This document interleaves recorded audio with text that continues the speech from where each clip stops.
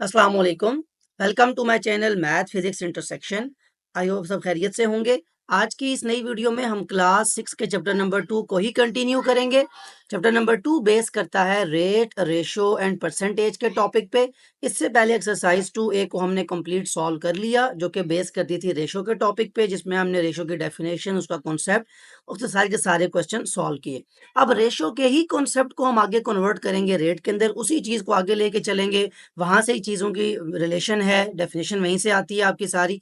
तो अगर तो आपने वो बेसिक वीडियो नहीं देखी हुई, कॉन्सेप्ट क्लियर रेशो का नहीं है, तो आई विल सजेस्ट कि पहले वो वीडियो देख लें, फिर आगे कंटिन्यू करें। अब एक्सरसाइज 2B रेट का जो टॉपिक है, इसको कंप्लीट देख लेते हैं। फर्स्ट ऑफ ऑल रेट की डेफिनेशन, उसको लिखने का तरीका, कैसे हमारी रियल लाइफ में ये अप्लाई होता है, कौन से डिफरेंट इसके मेथड्स हैं सॉल्व करने के क्वेश्चंस, और फिर हम मूव करेंगे एक्सरसाइज 2B की तरफ। So first of all definition देख लेते हैं। Rate is a comparison. जैसे मैंने कहा कि रेशो की ही बात चलेगी, तो रेशो भी क्या था? कंपैरिजन। यहाँ डिफरेंस क्या होगा? Rate is a comparison between two और मोर थिंग्स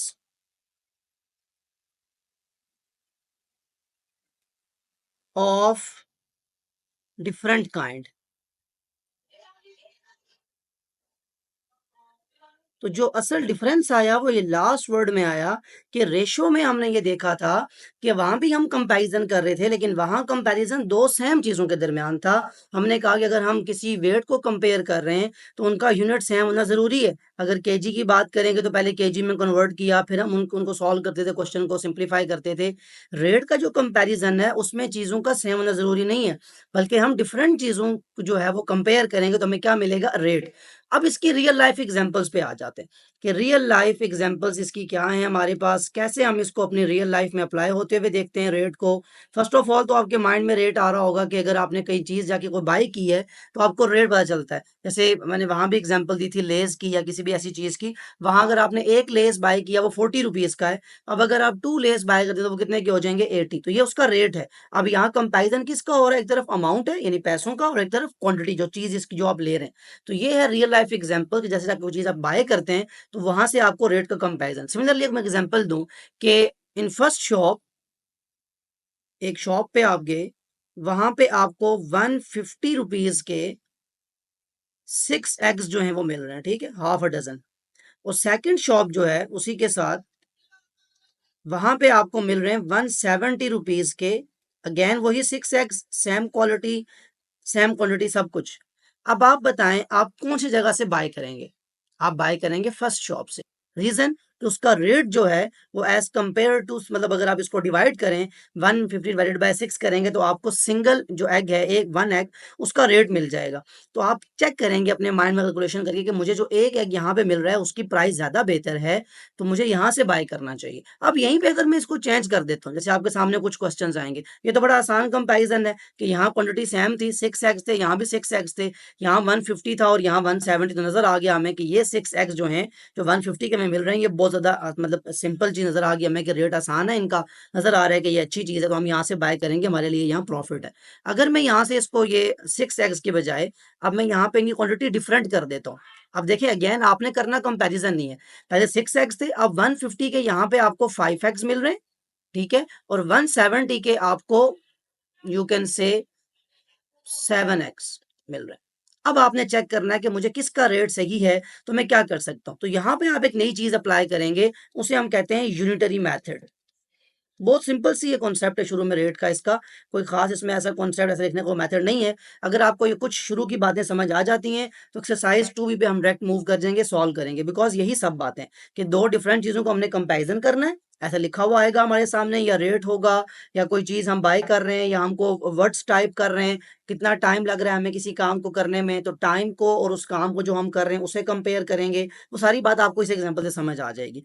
तो फर्स्ट शॉप पे अगर 150 रुपीज के 5 एग्स हैं, तो यूनिटरी मेथड ये कहता है कि आप वन एग, यूनिटरी का मतलब ही यहाँ पे, यूनिट का मतलब होता है वन, एक चीज की वैल्यू फाइंड करना, वन एग की वैल्यू फाइंड कर लेते हैं। तो one eggs price is equal to, कैसे आएगी? जो टोटल प्राइस है 150, उसमें से कितने एग्स मिल रहे थे हमें? 5। इसकी कटिंग कर लें, 5 1 जार, 5 3 जार 15, 30। दैट मीन्स इस फर्स्ट शॉप से हमें जो प्राइस मिल रही है वो वन एग की कितनी है? 30 रुपीज। ठीक है, यूनिटरी मेथड के थ्रू। अब यही अप्लाई करते हैं हम सेकंड केस पे, 1x प्राइस, सेकंड शॉप पे आ जाएं तो सेकंड शॉप में हमें 170 रुपीज के एग्स मिल रहे हैं और डिवाइड बाय 7 एग्स हैं। ठीक है, अगेन कटिंग है आपकी, अब यहाँ कटिंग सिंपल मल्टीप्लिकेशन में नहीं हो रही तो आप पॉइंट्स में ले जाएंगे आंसर को, जरा देखते हैं। 7 2 जार 14, 3 कैरी 30, 7 4 जार 28, पॉइंट आएगा आगे, कुछ पॉइंट्स में आंसर आ जाएगा। मैं यहाँ आपको प्रॉपर एग्जैक्ट पॉइंट्स में बता भी देता हूँ कि क्या आंसर आएगा। कैलकुलेटर आपको अलाउड है। 170 divided by 7 will give you 24.28। That means अब यहां से जो हमें वैल्यू मिली वो कितनी है, 24.28 रुपीज पर एग। अब ये आपने रेट कंपेयर किया है तो बताएं आप कौन सी शॉप से बाय करेंगे। आप 30 रुपीज जो आपको पर एग मिल रहा है, क्वालिटी उनकी सेम है, तो क्या यहाँ से कोई बाय करेगा 5 एग्स? नहीं। अब हम 7 एग्स ले लेंगे 170 के, बिकॉज हमें पता है कि हमें 6 रुपीज ऑलमोस्ट जो है वो हमारी बचत हो रही है, हमें प्रॉफिट है, हम यहाँ से बाय करेंगे। सो रेट ऐसा कंपैरिजन है दो डिफरेंट चीजों के दरमियान, जिससे आप क्वांटिटी को अमाउंट के साथ कोई भी दो डिफरेंट चीजें उन्हें कंपेयर करके अपने फायदे के लिए, अपने प्रॉफिट के लिए, जो भी आपको चॉइस सही लगती है, जो भी आपसे क्वेश्चन पूछा जाता है, आप उसका आंसर कर सकते हैं। ये एग्जाम्पल है रेट। यहीं पे अगर एक एग्जांपल और चेंज कर देता हूँ, बिकॉज कुछ ऐसी एग्जांपल्स भी आपको आगे देखने में मिलेंगी कि जहां पे आपको प्राइस या अमाउंट इन चीजों की बात नहीं होगी, मे बी उसमें आपकी कोई एग्जांपल चेंज हो जाए। जैसे टू स्टूडेंट्स हैं, Ahmed and second one is Ali.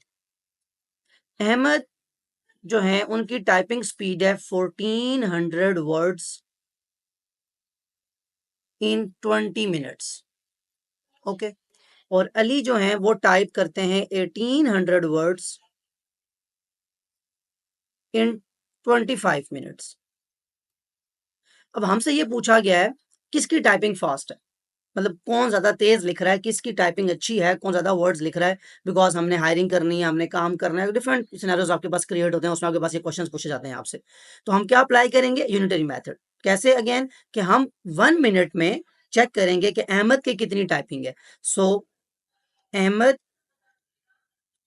Rate in 1 minute is equal to, Ahmad कितने वर्ड्स जो हैं वो टाइप कर रहे थे, 1400 वर्ड्स, कितने देर में, 20 मिनट्स में। तो 1400 by 20, 1400 divided by 20 will give you 70 words per minute type कर रहे हैं अहमद। तो ये अपने पास नोट डाउन कर लें, यहाँ पे हमने लिख लिया 70 वर्ड्स, जिसको हम शॉर्ट फॉर्म में लिखेंगे WPM, words per minute, words per minute. Clear. अब नेक्स्ट देखें, यही अप्लाई करते हैं मेथड अब किसके लिए, अहमद के लिए। अहमद रेट इन 1 मिनट, और आगे जो उनकी वैल्यूज हैं वो चेंज हो जाएंगी। तो क्या लिखा जाएगा, allies rate in 1 minute, Ali लिख रहे हैं 1800 वर्ड्स और टाइम है उनके पास 25 minutes. Again 1800 divided by 25, this will give you 72 WPM, words per minute.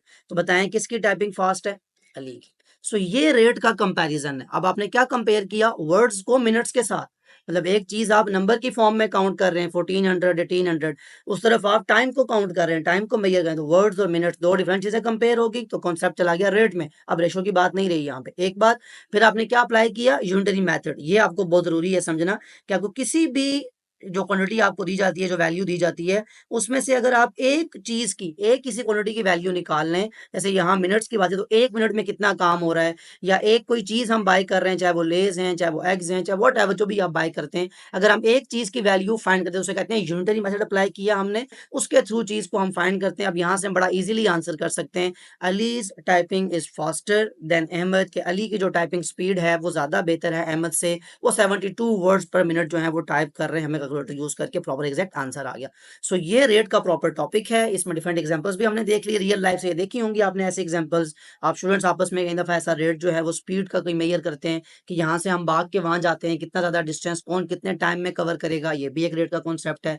आप कोई चीज बाय करते हैं, वहां पे भी आप रेट का कॉन्सेप्ट अप्लाई करते हैं, डिफरेंट शॉप्स पे जाते हैं, जहां से आपको रेट बेहतर मिलता है वहां से आप लेते हैं फॉर सेकंड क्वांटिटी। तो ये आपका डिफरेंट एस्पेक्ट्स हैं रियल लाइफ के एग्जाम्पल के। अब यही चीज आगे अप्लाई करेंगे एक्सरसाइज 2B के जितने भी हमारे क्वेश्चन क्वेश्चंस हैं वहाँ ऐसे ही हमें real life applications, real life questions दिए जाएंगे जिनको हम सॉल्व करेंगे। आई होप यहाँ तक कॉन्सेप्ट क्लियर हो चुका होगा आपका। अब मैं मूव करता हूँ एक्सरसाइज 2B क्वेश्चन नंबर 1 की तरफ। Exercise 2B question number 1, 4 parts हैं इसके, 1 बाय 1 में सारे पार्ट्स यहाँ लिख के सॉल्व कर देता हूँ। First part, a typist types 1800 words in 1 hour, find the number of words that she can type per minute. Again question ही हमसे ये सीरियस क्लियर कर दिया गया है यूनिटरी मेथड के लिहाज से कि एक टाइपिस्ट है जो 1800 वर्ड्स जो हैं 1 आवर में लिख रही हैं। अब फर्स्ट ऑफ ऑल हमें क्या पता होना चाहिए कि 1 आवर में कितने मिनट्स होते हैं, तो सोल्यूशन में आ जाते हैं। Solution as 1 hour is equal to 60 minutes। क्या अप्लाई करेंगे, यूनिटरी मेथड। तो रेट पर मिनट या वर्ड्स पर मिनट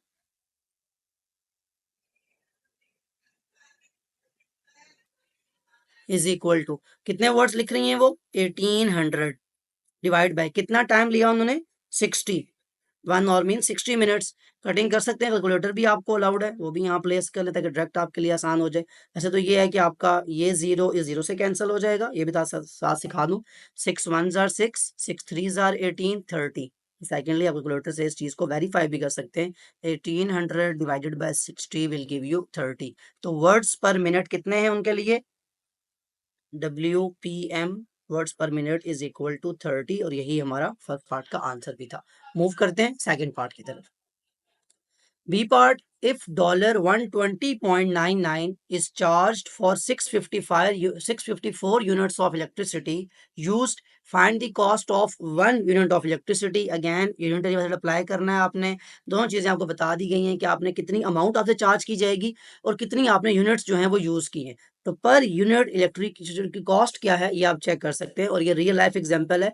जो आपके घर इलेक्ट्रिसिटी का जो बिल आता है आप उसको भी चेक कर सकते हैं कि कितनी यूनिट्स आपने यूज की, जो आपका बिल आया उसको डिवाइड करेंगे तो आप बता सकते हैं कि आपको पर यूनिट कितना चार्ज किया गया है। तो क्या फाइंड करना है हमने, cost of 1 unit of electricity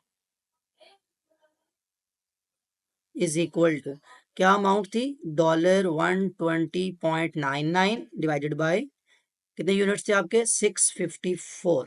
divide calculator आपके पास अलाउड है, आपको 120.99 divided by 654 will give you 0.185, जिसको आप राउंड ऑफ करके 0.19 भी लिख सकते हैं, लेकिन चलें आप 0.185 ये भी लिख लें, एक ये आंसर है। या अगर आप इसको राउंड ऑफ करते हैं, जैसे आपने राउंड ऑफ करना सीखा हुआ है इससे पहले, तो $0.19 जो है ये भी आप इसकी अमाउंट लिख सकते हैं। दोनों आंसर आपके ठीक माने जाएंगे। सो ये आपका क्वेश्चन बी पार्ट यहाँ क्वेश्चन 1 का कंप्लीट हुआ। मूव करते हैं क्वेश्चन 1 के सी पार्ट की तरफ। Question 1 part C, a man pays a total of $4800 in a flat rental for 3 months. एक पर्सन है, उन्होंने 3 मंथ्स के लिए एक फ्लैट जो है वो रेंट पे लिया और कितनी अमाउंट पे की, $4800। बताएं उनका मंथली रेंटल रेट क्या था।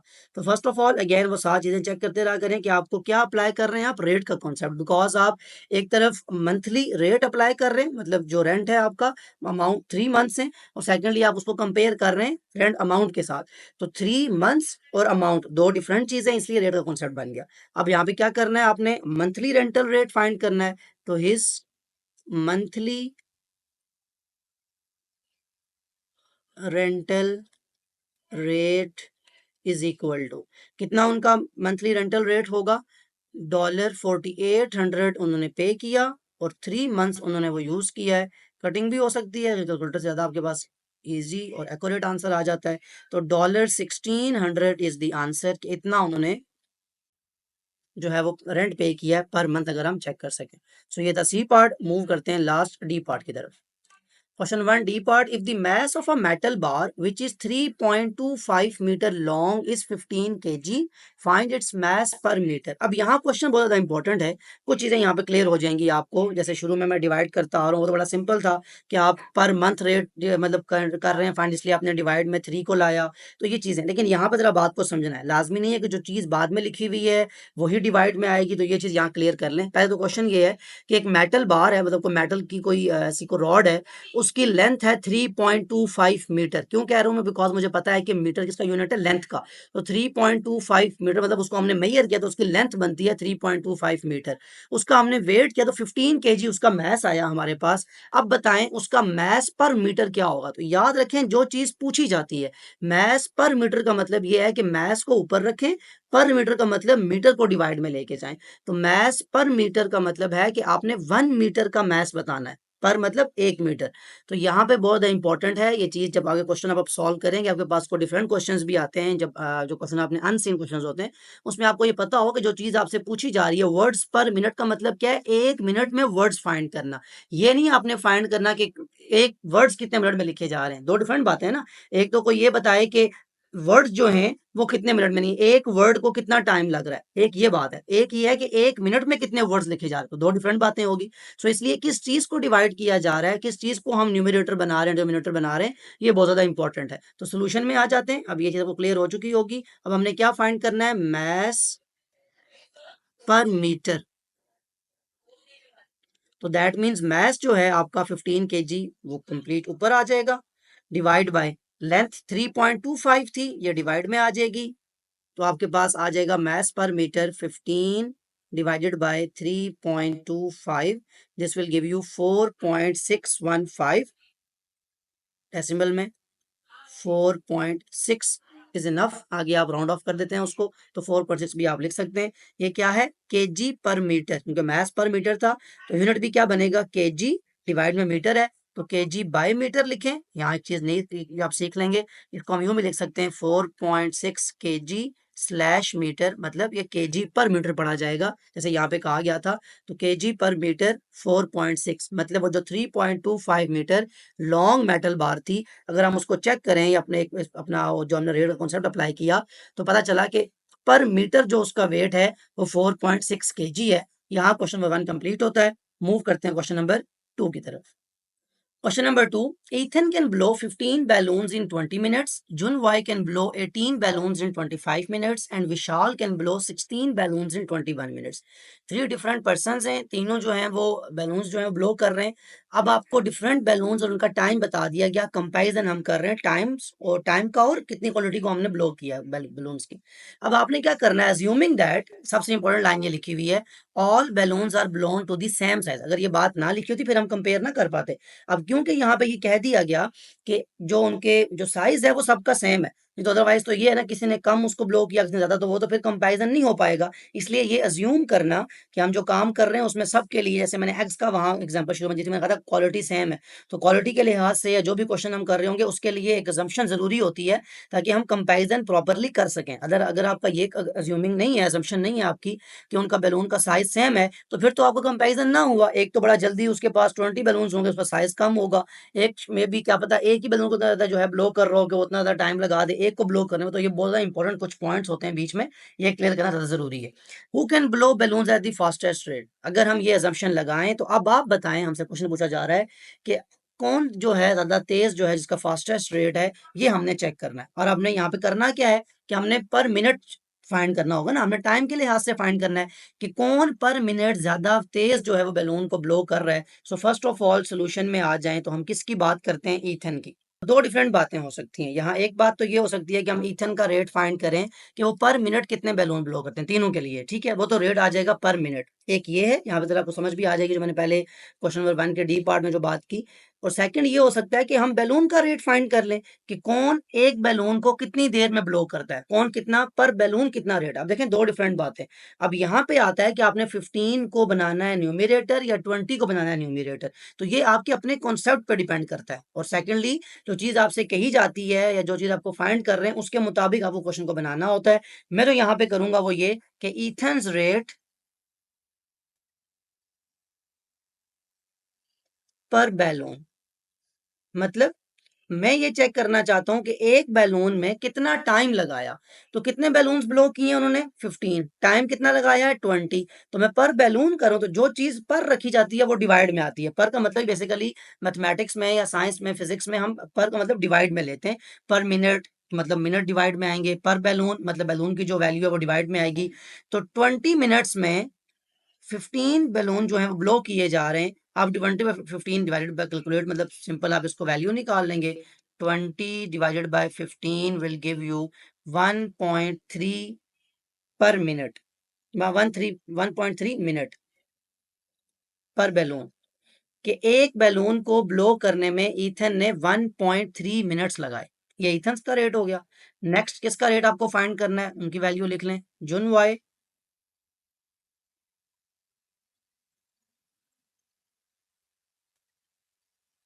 रेट पर बैलून, कितने उन्होंने किए थे, 25 मिनट्स। कितने बैलून थे, 18, 25/18 स्लैश 18, 1.38, और ये 1.33 था, 1.33, 1.38, यानी इन्होंने एक बैलून, जुन वाई ने एक बैलून को ब्लो करने के लिए 1.38 मिनट लिए, तो ज्यादा टाइम लिया उनसे होगा। लास्ट विशाल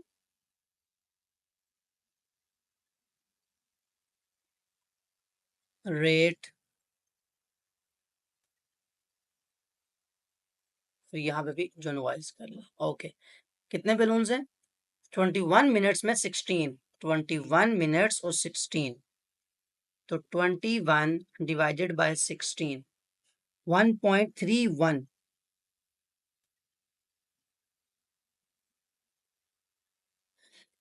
तो ईथन ने एक बैलून को ब्लो करने में 1.33 मिनट्स लिए। जुन वाई ने एक बैलून को ब्लो करने के लिए, सेम साइज ब्लो करना है हमने, 1.38 मिनट, और विशाल ने 1.31, तो सबसे फास्टेस्ट कौन हुआ, विशाल। सो क्या लिखेंगे, विशाल रेट इज फास्टेस्ट, कि इन तीनों में से विशाल का जो रेट है बैलून को ब्लो करने का, वो सबसे ज्यादा फास्टेस्ट था। इसको ऑपोजिट क्या कर सकते हैं आप, यही आपको कॉन्सेप्ट भी क्लियर कर देता हूँ और दूसरा मैसेज बता देता हूँ। आप ये कर सकते हैं कि ईथन्स रेट पर मिनट, फिर क्या होगा, आपके मिनट्स डिवाइड में आ जाएंगे, यानी 15 बैलून है तो 15 ऊपर 20 मिनट, देखें पर मिनट लिखेंगे ना, तो फिर मिनट डिवाइड में आ जाएगा, डिवाइड करेंगे, जो भी आपका आंसर डेसिमल में आता है उसको यहाँ नोट डाउन कर लें। फिर आपको क्या करना है, Jones Y rate per minute, again यहाँ पे आप क्या होगा, जो आपके मिनट्स हैं 25 मिनट्स वो डिवाइड में आ जाएंगे 18 ऑफ, तो ये ऑपोजिट बन जाएगा। तो ये क्लियर करना जरूरी था, इसलिए तो मैंने थोड़ा पैटर्न को चेंज किया यहाँ पे, कि पर बैलून का मतलब है बैलून की वैल्यू नीचे, तो यहाँ 15 थे, यहाँ 18 थे, यहाँ 16, देख लें वही डिवाइड में गया। अगर मैं लिखता ईथन्स रेट पर मिनट, तो मैं क्या करता, 20 को डिवाइड में लेता था, 20 मिनट्स थे, तो जो चीज पर के बाद लिखी जाती है वो डिवाइड में जाती है। एक बात, दोनों मेथड अप्लाई कर सकते हैं। दूसरी बात, तीसरी बात, जो भी अब अप्लाई करें, पर मिनट करें या पर बैलून करें, रेट उसी का फास्टेस्ट होगा जिसका अभी आया है। यानी अगर आप इस क्वेश्चन को सॉल्व करते तो आप अपनी आसानी के इसको सॉल्व करें पर मिनट के लिहाज से, तो आपको जो आंसर मिलेगा वो तब भी यही मिलेगा कि विशाल का रेट जो था वो फास्टेस्ट था। तो क्वेश्चन पे कोई डिफरेंस नहीं आता, लेकिन कॉन्सेप्ट का पता होना जरूरी है। ये था क्वेश्चन नंबर 2। मूव करते हैं क्वेश्चन नंबर 3 की तरफ। Question number 3, for each ornament that a worker makes he is paid $1.15, कि कोई भी जो ऑर्नामेंट एक को वर्कर बनाता है उसको $1.15 एक ऑर्नामेंट का पे, ऑर्नामेंट बेसिकली ज्वेलरी को कहते हैं।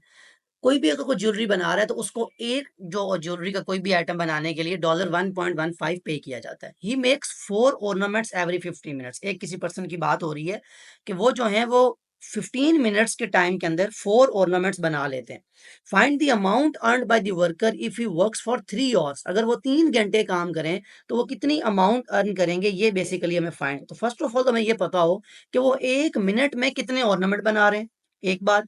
फिर हम उसको, क्योंकि हमें पता है कि 3 आवर्स का मतलब है, अगर 1 आवर में, मैं बता देता हूँ यहाँ पे, as 1 hour is equal to 60 minutes, then 3 hours का मतलब क्या होगा, 3 × 60 which is equal to 180 minutes. उन्हें कितना काम करना है, 180 मिनट्स वो काम करेंगे। तो अगर मुझे ये पता हो कि वो 1 मिनट में, मतलब एक जो उनका मिनट का रेट है वो कितना है, 0 पॉइंट समथिंग भी बेशक हो, लेकिन मुझे पास ये आ जाएगा कि मैं उसके थ्रू 180 को मल्टीप्लाई करके ऑर्नामेंट फाइंड कर लूंगा। So first of all rate find करते हैं, रेट पर मिनट, और जब मैंने पर मिनट कहा तो डिवाइड में क्या आएगा, मिनट। तो उन्होंने कितने ऑर्नामेंट्स बनाए, 4। कितना टाइम लिया, 15 मिनट्स। 4 को 15 से डिवाइड कर दें, आपके पास पर मिनट का रेट आ जाएगा, 4 divided by 15 will give you 0.2666, last में 7 है, you can write 0.27. क्लियर? ये आपके पास रेट आ गया, रेट पर मिनट, यानी 1 मिनट में वो कंप्लीट भी नहीं बना पा रहे, बल्कि हाफ भी नहीं बना पा रहे, 0.27 पार्ट, ये उसका पार्ट थोड़ा सा ऑर्नामेंट का, इतना वो बनाते हैं। अब अगर उन्होंने काम किया है 180 मिनट्स, तो फिर क्या होगा, इन 3 आवर्स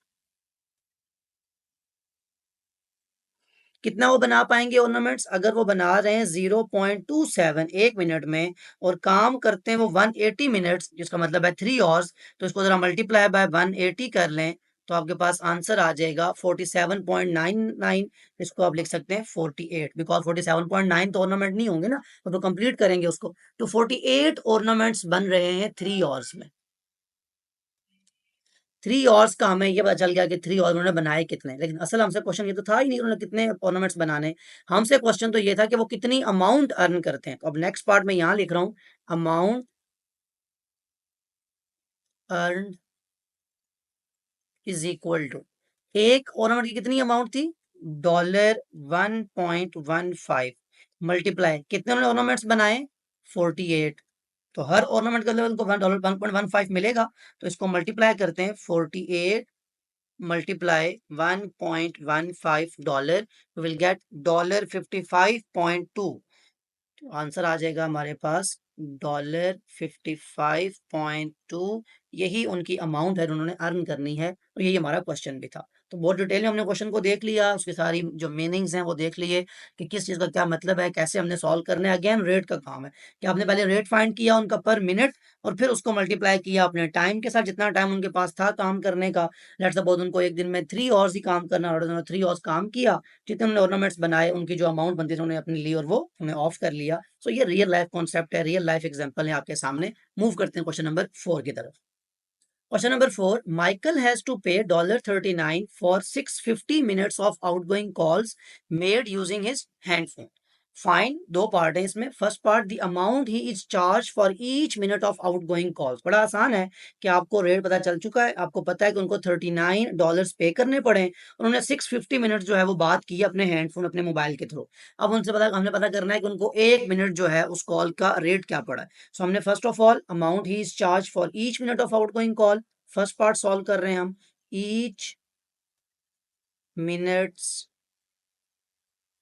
रेट, 1 मिनट का रेट क्या था, वो कैसे फाइंड होगा, क्योंकि हम 1 मिनट पर रेट की बात करें तो इसका मतलब है डिवाइड में कौन आएगा, मिनट्स आएंगे। तो अब यहाँ पे आप लिख सकते हैं ना, मतलब आपकी जो $39 है ये आपकी अमाउंट ऊपर आ जाएगी, और क्योंकि आप पर मिनट की बात कर रहे हैं 1 मिनट, तो उसमें क्या, जो 650 आपकी जो मिनट्स की जो क्वांटिटी है, जो अमाउंट है, वो डिवाइड में आएगी। अब इसको डिवाइड करेंगे, 39 divided by 650, you will get 0.06, तो ये किस में है, डॉलर में, तो $0.06, ये आपका आंसर आ गया फर्स्ट पार्ट का। क्या मतलब था कि आपको 1 मिनट में, मतलब 1 मिनट का जो आपको रेट है पड़ा है उसमें कॉल का, वो $0.06 है, कंप्लीट फर्स्ट $1 भी नहीं है, बल्कि जस्ट आपको $0.06 मतलब आपको पे करना पड़ा है। सो ये फर्स्ट पार्ट सॉल्व हो गया। Second part, the amount he has to pay if he makes 460 minutes of outgoing calls, कितनी अमाउंट पे करनी पड़ेगी अगर वो 460 मिनट्स कॉल करते हैं। बड़ा आसान है, अभी हमने फाइंड किया उनका पर मिनट रेट, अभी फाइंड किया ना $0.06, अब वो जितने मिनट्स भी कहता है हम उसको मल्टीप्लाई करेंगे तो हमारे पास अमाउंट आ जाएगी। यही मेथड भी होता है कैलकुलेट करने का। तो अमाउंट ही हैज टू पे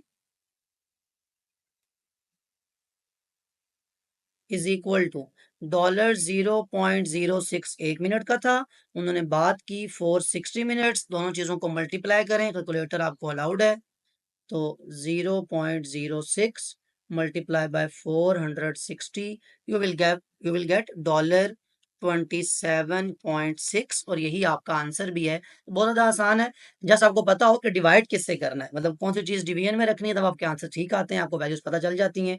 बहुत ज़्यादा सिंपल है। ये था क्वेश्चन नंबर 4। मूव करते हैं क्वेश्चन नंबर 5 की तरफ। Question number 5. A car requires 22 liters of petrol to travel a distance of 259.6 kilometre, कि अगर आपके पास 22 लीटर्स ऑफ पेट्रोल आपकी कार में है, तो आप 259.6 किलोमीटर का डिस्टेंस ट्रेवल कर सकते हैं।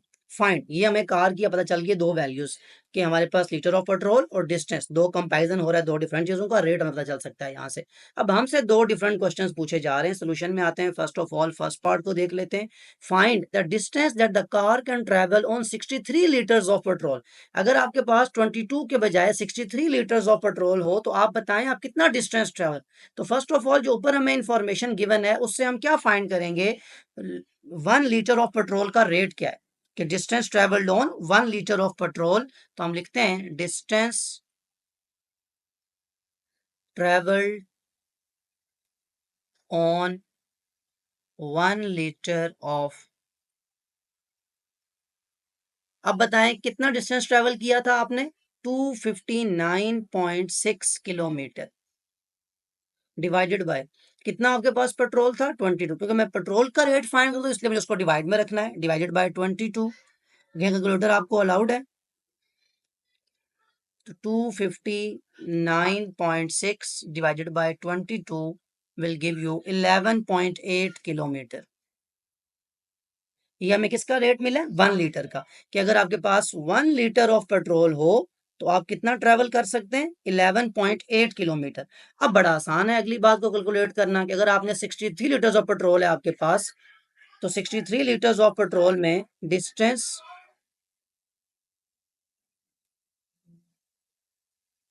Travelled on 63 litres of petrol.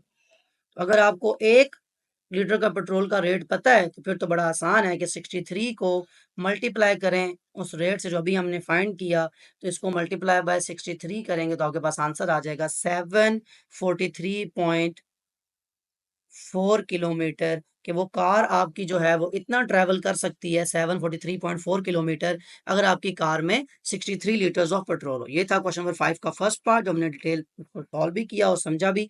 अब देखते हैं सेकंड पार्ट में हमसे क्या चीज़ पूछी गई है। यहाँ से इसको मैं रेस कर रहा हूँ। आपने जो एक चीज़ फाइंड की अपने माइंड में रखें, क्या फाइंड किया आपने, 11.8 किलोमीटर जो रेट है, यहाँ से 11.8 किलोमीटर आपको पर लीटर का रेट पता चल चुका है। Next question second part, the amount that the car owner has to pay to travel a distance of 2013.2 kilometer if a liter of petrol costs $1.99। अब बताना है कि कार ओनर को कितनी अमाउंट पे करनी पड़ेगी अगर वो डिस्टेंस ट्रेवल करते हैं 2013.2 किलोमीटर। एक बहुत लॉन्ग डिस्टेंस है वो हमने ट्रेवल किया, तो पहले तो हमें ये पता हो ना कितना पेट्रोल लगेगा हमारा। जब पेट्रोल का समझ आएगी हमें तो फिर हम बता सकते हैं कि कॉस्ट क्या है। तो अब यहाँ पे ऑपोजिट आ गया, यानी अब हमें मतलब दोबारा अमाउंट फाइंड करनी है, लेकिन अब फाइंड करनी है कितना हमने लीटर के हिसाब से कितना ट्रेवल करेंगे। तो यहाँ पे मैं लिख रहा हूँ amount of petrol required. First of all amount find करने के लिए आपको अमाउंट ऑफ पेट्रोल पता होनी चाहिए कि कितना पेट्रोल आप एक्सपेंस आपका आएगा, फिर आप कॉस्ट फाइंड कर सकते हैं। Amount of petrol required is equal to कितना ट्रेवल करना है आपने, 2013.2 किलोमीटर। कितना आपका रेट है जो पहले आपने फाइंड किया, 11.8 किलोमीटर। मतलब आप 1 लीटर ऑफ पेट्रोल में कितना ट्रैवल कर सकते हैं, इसे मैंने वैल्यू लिखवा दी थी ऊपर आपको कि ये यूज करनी है हमने, बिकॉज रेट तो वही है, गाड़ी तो वही, गाड़ी चेंज तो नहीं हुई, तो इसलिए कोई डिफरेंस तो नहीं आएगा वैल्यू में। तो 2013.2 किलोमीटर आपने ट्रैवल करना है। 11.8 आपको पहले रेट का पता है कि इतना रेट हमारे पास था। अब अमाउंट ऑफ पेट्रोल जो हमारे पास आएगी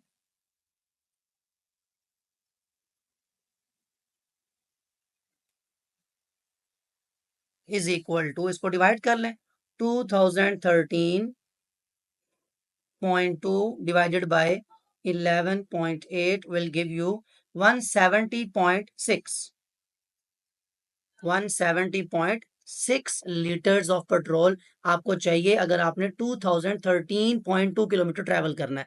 अब अगर हमें अमाउंट ऑफ पेट्रोल पता है और ये पता है कि एक पेट्रोल जो है वो 1 लीटर पेट्रोल कितने का मिल रहा है हमें पेट्रोल स्टेशन से, तो हमें कितना आसान है हमारे लिए किसी चीज़ को फाइंड करना कि अमाउंट ऑफ जो कॉस्ट आएगी। तो कॉस्ट फाइंड करना बहुत आसान है कि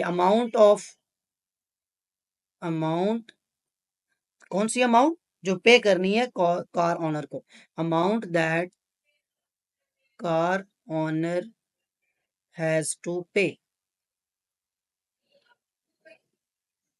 अगर आप 170.6 लीटर ऑफ पेट्रोल यूज कर रहे हैं 1 लीटर ऑफ पेट्रोल मिल रहा है $1.99, तो सिंपली इसको मल्टीप्लाई कर लें 1.99, आपके पास आंसर आ जाएगा 339.51 $339.51। राउंड ऑफ करके आप इसको 340 कह सकते हैं, लेकिन बेहतर यह है कि जो आंसर आया हुआ है उसी को आप लिखें। $339.51 अमाउंट है जो कार ऑनर को पे करनी पड़ेगी अगर वो 2013.2 किलोमीटर ऑफ डिस्टेंस ट्रैवल करते हैं इसी कार पे, जिसका हम पहले रेट निकाल चुके हैं, उसकी माइलेज क्या है तो पता है हमें।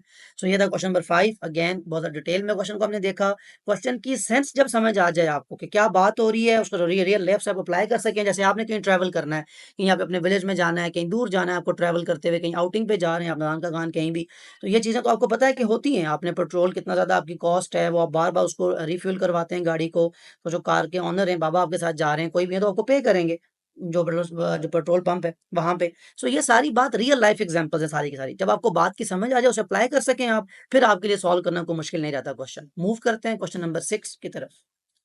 Question number 6, 200 gram of fertilizer is required for a plot of land that has an area of 8 metre square. कहता है आपके पास एक प्लॉट है जिसका एरिया है 8 मीटर स्क्वायर, उसके लिए आपको 200 ग्राम ऑफ फर्टिलाइजर चाहिए अगर आपने वहां पे यूज करना है उसको इतने से एरिया के लिए। ये बहुत इंपॉर्टेंट है कि आप किस एरिया पे कितना फर्टिलाइजर यूज कर रहे हैं। अब ये बात बताने के बाद, यानी ये कंपैरिजन बताने के बाद आपसे पूछा जा रहा है कि first part, the amount of fertiliser needed for a plot of land that has an area of 14 metre square.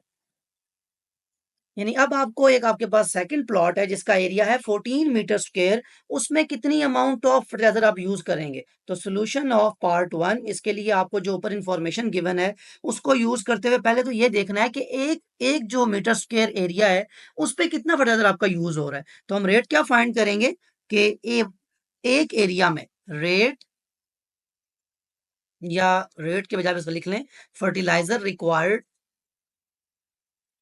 Fertiliser required in 1 metre square. अगर आपके पास 1 मीटर स्क्वायर एक स्मॉल सी जगह हो तो उसमें आपको कितना फर्टिलाइजर यूज करना है। तो क्योंकि मुझे 1 मीटर स्क्वायर, यानी मैं किस पे यूनिटरी मेथड अप्लाई कर रहा हूँ, एरिया पे, तो इसलिए जो मेरे पास क्वांटिटी है 200 ग्राम वो न्यूमरेटर बनेगा, डिनोमिनेटर बन जाएगा मेरा एरिया जो मुझे पहले गिवन था। जब इसको मैं डिवाइड करूंगा 200 डिवाइडेड बाई 8, तो मुझे आंसर आ जाएगा कि 1 मीटर स्क्वायर पे मुझे कितने ग्राम चाहिए, 25 ग्राम ऑफ फर्टिलाइजर। अब अगर मुझे ये पता है कि 1 मीटर स्क्वायर पे 25 ग्राम है और मुझे 14 मीटर स्क्वायर का मेरे पास एक प्लॉट है, तो amount of fertiliser required,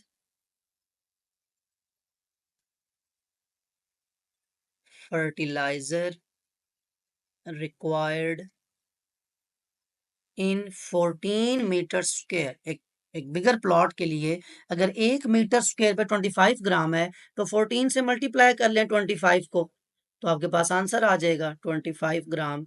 this will give you, multiply by 14 करें तो 350 ग्राम अगर आपके पास फर्टिलाइजर हो तो आप इसको यूज कर सकते हैं 14 मीटर स्क्वायर की लैंड के लिए। ये था आपका क्वेश्चन जो आपने सॉल्व किया।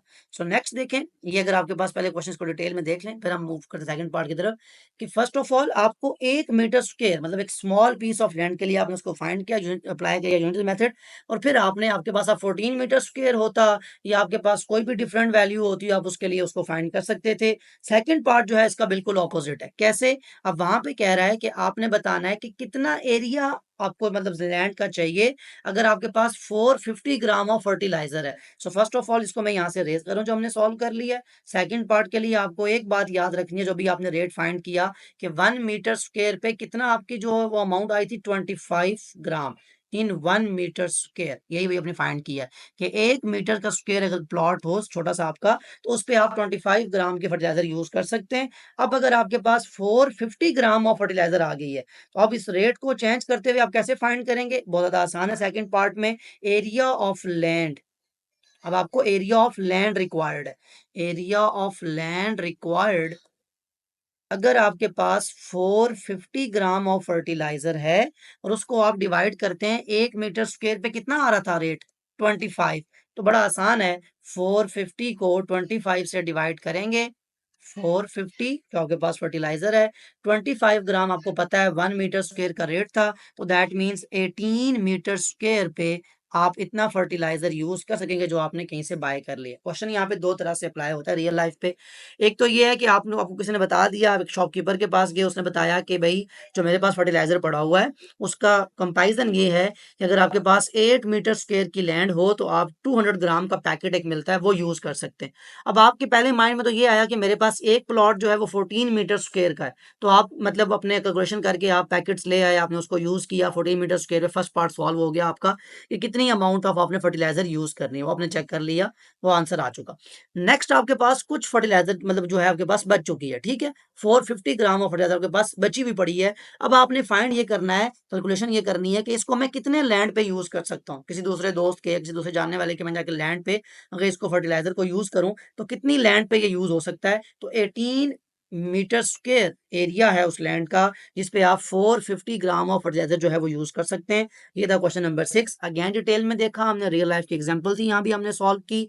अब यहाँ एक्सरसाइज जो है वो कंप्लीट हो रही है, आगे क्वेश्चन कुछ रहते हैं आपने देखे होंगे, लेकिन एपीएस की तरफ से सिलेबस जो होता है वो डिसाइड आता है, वो हर दफा चेंज भी होता है। तो इस दफा जो सिलेबस है आपका, वो जो क्वेश्चन मेरे पास मैं देख लेता हूँ, पहले मेरे पास ब्रेकअप आया होता है, उसमें क्वेश्चन देख के फिर वो क्वेश्चन ही मैं सॉल्व करता हूँ ताकि आपके लिए आसानी हो, आप वही क्वेश्चन करें जो आपके पेपर में आने हैं या जो आपके सिलेबस से रिलेटेड है। नेक्स्ट क्वेश्चन मैं करवा तो दूं लेकिन वो आपके ना सिलेबस में है, फिर आपको लिखने में भी प्रॉब्लम आएगी, बाद में आपको क्वेश्चन वो सॉल्व करने में भी, क्योंकि उसमें कुछ कॉन्सेप्ट भी मे बी कुछ थोड़ा डिफरेंट हो जाए, इससे हट के हो, या कॉन्सेप्ट सेम हो तब भी वो एक्स्ट्रा चीज़ है जो आपके लिए नहीं है यूजफुल, बिकॉज वो आपके सिलेबस में नहीं है। तो यहाँ एक्सरसाइज कंप्लीट होती है। आई होप जितना ये कॉन्सेप्ट मैंने पढ़ाया, जितनी बातें मैंने रेट के बारे में बताई, जो क्वेश्चन हमने सॉल्व किए, रियल लाइफ एग्जाम्पल जो हमने सॉल्व की, आपको समझ आ चुकी होंगी। कोई ऐसी बात जो मुश्किल लगी हो, कोई ऐसी बात जो पूछनी हो, कमेंट में जरूर मेंशन कर सकते हैं। Other than that, take care of yourself. अल्लाह हाफिज।